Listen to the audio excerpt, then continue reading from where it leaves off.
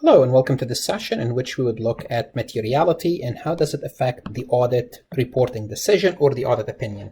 Now bear in mind we're going to look at materiality later on when we plan the audit, when we assess the risk, when we perform the audit procedures. We're going to look at materiality for different classes, for different transactions, but here we're going to be looking at materiality overall. So let's go ahead and discuss materiality. And what does materiality mean? So as an accounting student, most probably you looked at this term when you took either financial accounting or most probably when you took intermediate accounting. And this term gets thrown a lot.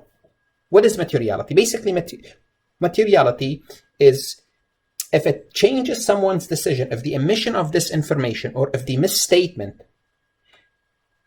influence someone's decision, that information is material. So if you are misstating something in the financial statement, and whatever you are misstating or omitting, because sometimes you could make a mistake by omitting, if it influences someone's decision, then it's considered material.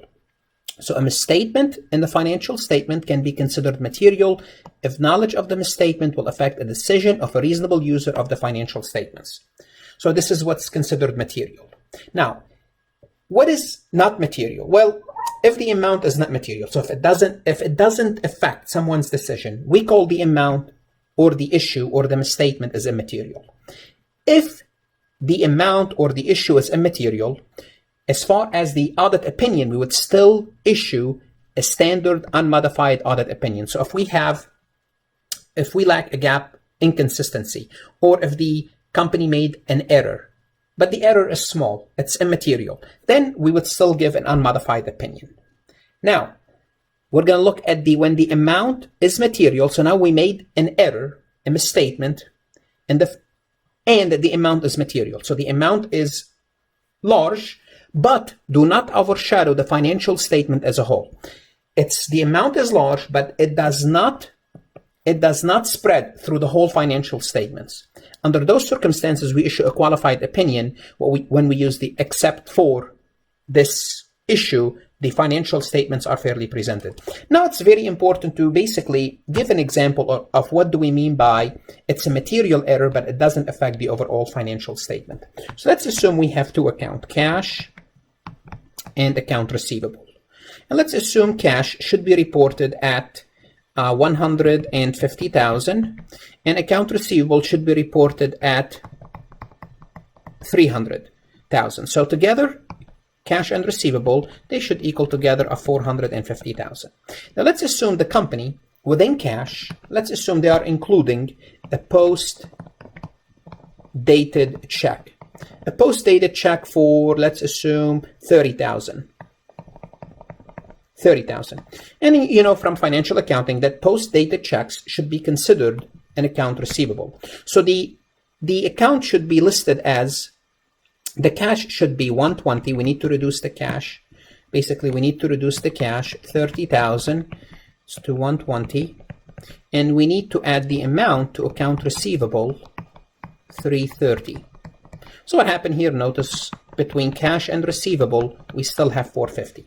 Now let's assume that's the case. And let's assume materiality, just for the sake of illustration, level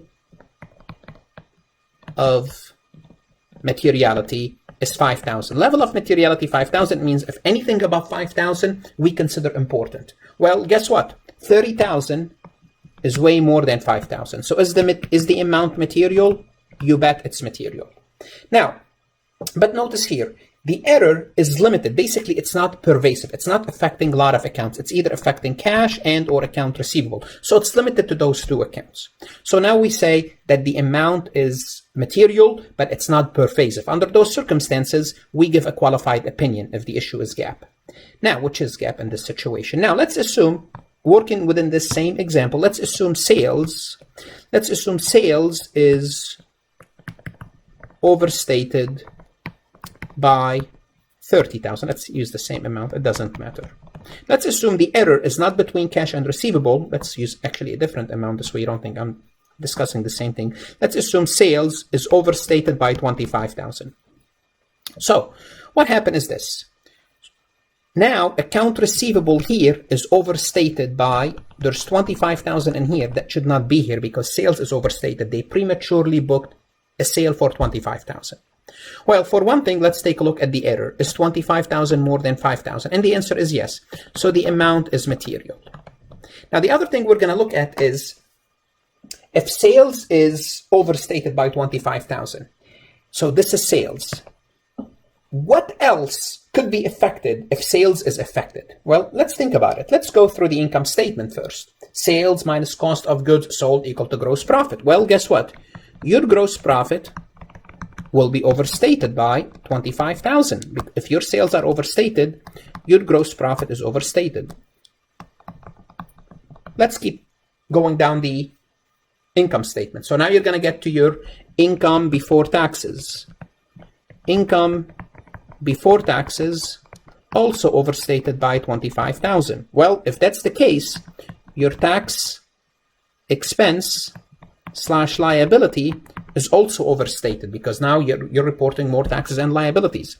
Well, also your net income is overstated. Well, if your net income is overstated, guess what? Your retained earnings is overstated. Your equity is overstated, right? Your equity is overstated. Also, if your account receivable is overstated, which it is, if your account receivable, if your AR is overstated, then your current assets are overstated. Current assets are overstated. Your CA are overstated. Your net working capital, current assets minus current liabilities, are overstated. Your total assets are overstated. Why am I saying this? To show you the pervasiveness and the severity of the error. So notice, it's the same amount, but now it's material and pervasive. It's flow all over the financial statement. Well, now this is what we mean. The amount is material and pervasive. Then the overall fairness of the financial statements are in question. In those circumstances, we will issue an adverse opinion, assuming it's a dollar amount, it's a gap issue. A disclaimer of the issue, it has to do with the scope. This has to do with the scope of the audit, which we'll talk about the scope shortly.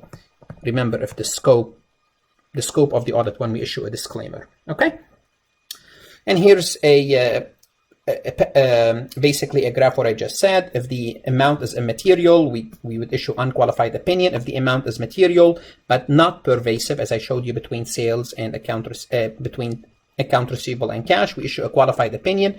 If the amount is material and the amount is pervasive, as I showed you between account receivable and sales, we will issue an adverse opinion. Why do I say disclaim? We don't issue a disclaim because disclaimer has to do if you lack independence. And let's talk about this. Remember, if you lack independence, we'll issue a disclaimer.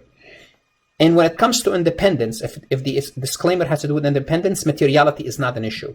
So even if you are a $5 and you are not independent, that's it. It's materiality is not an issue when it comes to lack of independence. This is when we issue a disclaimer. Also, a disclaimer is issued when we have a scope limitation, which we'll talk about this shortly, which on the next slide.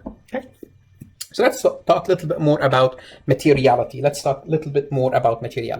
So decision regarding materiality in specific audit situation involve, remember, judgment, professional judgment. Now, how do you build this judgment? How do you come up with this judgment based on your experience, based on your knowledge of the industry, based on your knowledge of that specific client, based on the knowledge of competitors, based on the knowledge of your accounting knowledge. Basically, you're assessing the company based on what you know as a professional auditor and a professional accountant. So it's a judgment on the part of the auditor. These decisions are based on the following. Remember, the materiality decision when it comes to gap, if it's material, only material, we issued a qualified opinion. If it's material and pervasive, we issued an adverse opinion. So this is the decision when it comes to audit issues. Okay.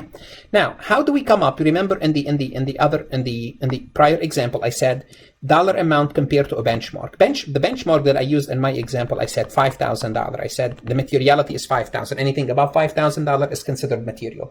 The question becomes, how do you come up with this how did I come up with this $5,000? Well, the company could use for example, a base. So they could use, for example, they can take a look at their total assets and multiply their total asset by a percentage. They can take a look at their total revenue, multiply total revenue by a percentage. So this is how they come up with this base. For example, their total asset is, let's assume their total asset is 100,000, and they think a 5% it should be the materiality. This is how we come up with the 5,000. Or they could use some other base. You could have more than one base for different classes, for different transaction, and we'll talk about this later on. But this is how you come up with the base. It's basically some sort of a benchmark. And let's take a look at it. It's worth like looking at an example just to see how this base is created, which we'll cover later on. Let's assume the auditor believe there is a $100,000 overstatement in inventory. The arrow up, it means inventory is overstated by 100,000. So this is the auditor believe that's the case because they did not follow GAAP. Because what GAAP says, GAAP said you should, for example, you should report your inventory at lower of cost or market, and they're not really following this rule and they're overstating inventory. That's fine. What would the auditor will have to look? The auditor will have to look at, for example, they could look at total inventory. Total inventory, let's assume it's $1 million. Okay. For example, now what we're saying is this error is 10% of inventory. Or let's assume their current asset, their CA, their total current asset is 3 million. Okay. Now the error is 3.3% of current asset because, 100,000 divided by 300,000. Or we can say income before taxes. So earning before taxes, let's assume it's 2 million. Then this amount is 5% of earnings before taxes. Notice we could have different level. What are we going to use? Well, is it anything above 3.3%, anything above 10%, so on and so forth. Well, if we are using 3.3% as our threshold, well, this is a 10% error. Well, then guess what?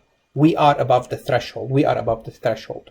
Now, bear in mind, to evaluate overall materiality, what we do is we take all the misstatement,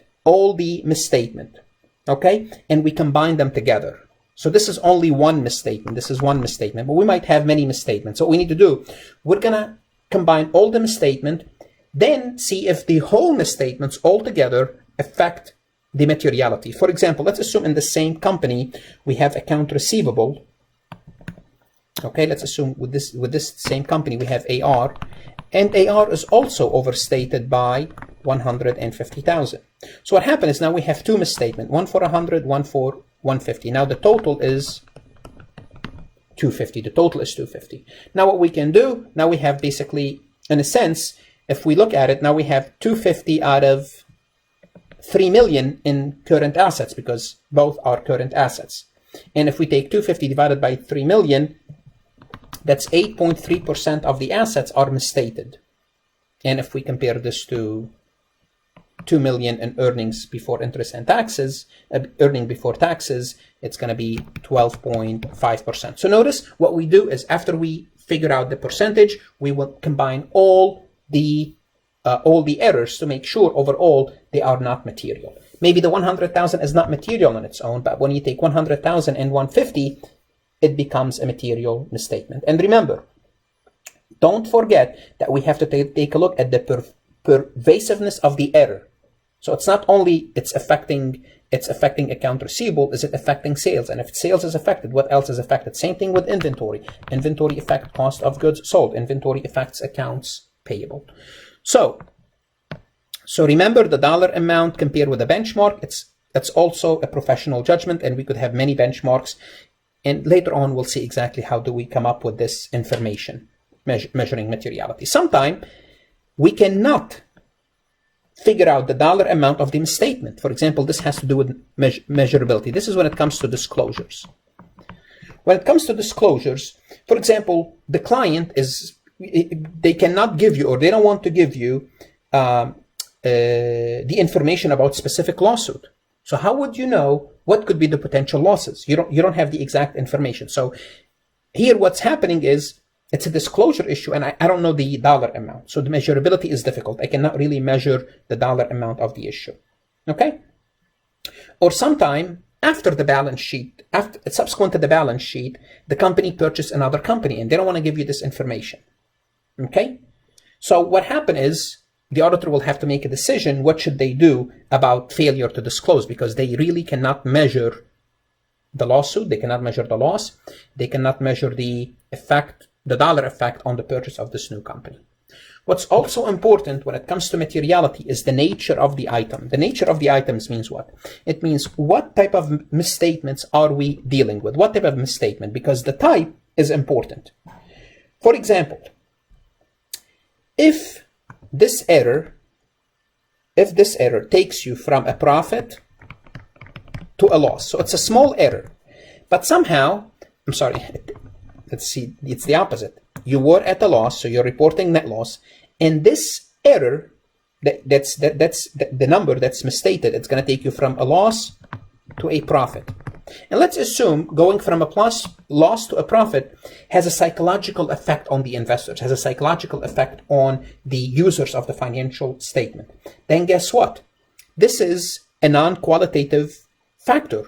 What we're looking at now is no longer the dollar amount itself. We're looking at a non-qualitative factor. And remember, I did not mention this. Materiality could be a dollar amount or it could be a qualitative amount. It could be a qualitative, basically not a specific number, but some psychological effect, like going from a loss to a profit. Okay? Another example could be the nature of the item. Let's assume this error will keep you in compliance with loan agreements. Let's assume your banker wants your current ratio to equal to 1.5. That's what they want your current ratio to be, 1.5.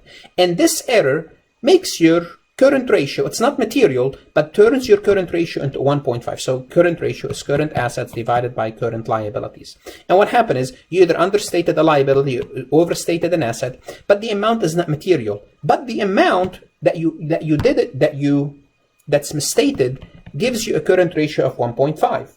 Well, now it becomes material because it has to do with a contractual obligation. So again, it takes a different effect on the users, because the banker now is being misled if you allow them to report current ratio of 1.5.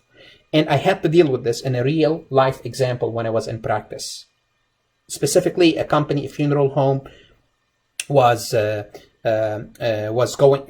had few loans outstanding with the bank, and the bank wanted the current ratio to maintain a certain amount. Okay, so that's another reason. Another problem is if the error is not really an error, if it's an illegal act or some type of fraud. Well, although it might be small, but now it's taken a different life. It's an illegal act. It's a fraud. It's not an error. It's not a misstatement. Then you have to take that into account. So the dollar amount is no longer as important rather than the information itself.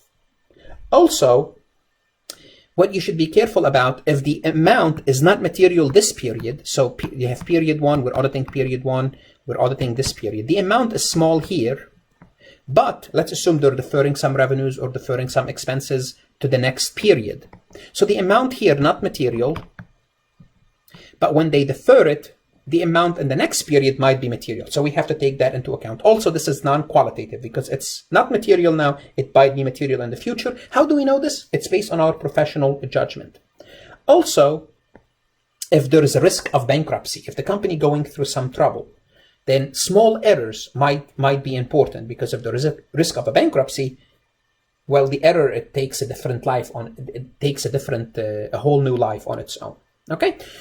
So we have to be careful about the nature of the item, the nature of the materiality. And basically what we're saying here, it's not the dollar amount, it's the nature. It's the quantitative factor of it we have to be aware of.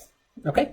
Now, the last thing we're going to cover about materiality is the materiality decision scope limitation. Remember, scope limitation is when the auditor limit us in collecting the evidence that we need. They collect sufficient appropriate evidence. And what we talked about last time, we said, well, it all depends on our judgment. If the scope is limited, in other words, we could not collect information on a certain amount, but that amount, it's not going to be, it's material, but it's not pervasive. We can live with that risk. Remember, we issue a qualified opinion. But if that scope limitation is serious, it's material and pervasive, it's serious, then what we do is we issue, and this is why I was skipping disclaimer, we issue a disclaimer. Basically, because the amount is large, we believe it's material, and we already defined what materiality is. We believe it's material because, remember, in a disclaimer situation, you don't know. So in a scope limitation, the nature of scope limitation, you don't know. And that's the issue with the scope limitation. You cannot collect information to know how big is the problem. What's the potential misstatement? Because in a scope, that's the problem. You cannot access the evidence to determine if the information, if it's a $400,000 error, or if it's a $1 million error. You don't know how much is it. Is it 400 or is it 4,000? You don't know. And that's the nature of the scope limitation. And if the information is large enough, let's assume just for the sake of simplicity, you could not audit accounts payable just for a scope limitation. AP cannot be audited. Okay? Now, let's assume AP is $400,000. Okay? It was not audited. Now we have to decide the potential error. What could be the error? It could be, the error in AP could be small, or it could be material, but not pervasive, but it can be material and pervasive. We really don't know. Why not? Because it was not audited. Here's the problem. It was not audited. It was not audited. So, what are we saying? What we're saying is it's more difficult to evaluate materiality when it comes to the scope limitation. Of course, if you don't know, you cannot make a decision based on what you don't know. On the other hand, with GAAP, remember with GAAP, we issue an adverse opinion. Here we know what's going on. We know how much is the error, and it's material and it's pervasive. We know the error. With a scope limitation, we don't know because we could not audit. That's the nature of it. Okay, so that's the difference between a scope limitation materiality decision and the GAAP materiality decision. GAAP, we know. Scope limitation, we don't know. And to a great degree, this is what I want to cover about materiality. Again, we'll cover materiality later on in a separate session. Hopefully, you get an idea of how to measure materiality, but remember, it's a professional judgment. Basically, the GAS doesn't give us specific guidance. They're generally accepted auditing standards. Even we don't have something to go with. That's the problem with materiality. We have to decide what is materiality based on each company, each situation. If you have any questions, any comments, by all means email me or see me in class, and make sure to read your book and complete your homework.